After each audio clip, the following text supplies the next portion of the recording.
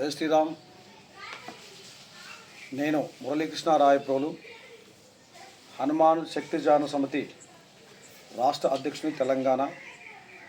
శ్రీ శ్రీ కేతా జయరామ్ గురుస్వామి గారి యొక్క ఆధ్వర్యంలో హనుమత్ దీక్షను ఈ యొక్క జగత్తుకు పరిచయం చేయడానికై కంకణబద్ధులమై ఉంటూ హనుమంతున్నే ప్రాణంగా భావిస్తూ హనుమత్ దీక్ష ద్వారా ఈ యొక్క సనాతన ధర్మాన్ని, దేశ రక్షణకు ఒక సైనిక శక్తిని పెంచేటటువంటి విషయంలో మేము ముందుకు వెళ్తున్నాము.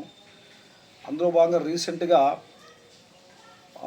డైరెక్టర్ రాజమౌళి గారు తన యొక్క ఒక స్టేజ్లో ఒక స్పీచ్ ఇచ్చారు. తాను చేసేటటువంటి దాంట్లో వెనకాల హనుమంతుడిని నడిపిస్తున్నాడు అని చెప్పేసి వాళ్ళ నాన్నగారు అంటే అతనికి కోపం వేసింది అని చెప్పేసి ఒక చిన్న విషయాన్ని అతను చెప్పారు. దయచేసి అది అహంకారంతో కూడుకున్నటువంటి విషయం.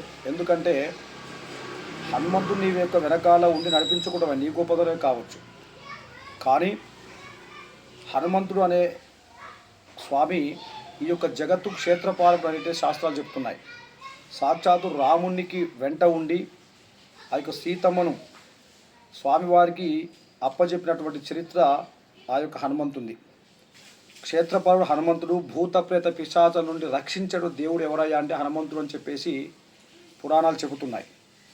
ఇంత నిర్లక్ష్యంగా మీరు ప్రవర్తన చేస్తూ హిందూ ధర్మంలో ఉన్నటువంటి ఒక అత్యంత విశిష్టమైన వ్యక్తి హనుమంతుడు.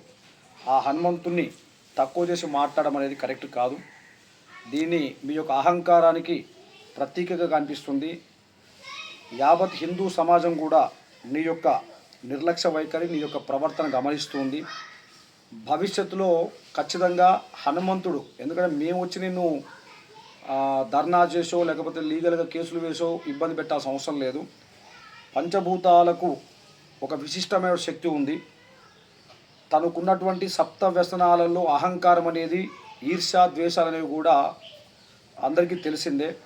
కనుక ఏదో వ్యసనం ఉండాల్సిన అవసరం లేదు. ఇందులో ఈ యొక్క అహంకారం అనేది కూడా ఒక వ్యసనంలో భాగమే అవుతుంది. కనుక గతానికి ఇప్పటికీ మీ యొక్క విధానం చూస్తే ఒకసారి ఆలోచన చేయండి.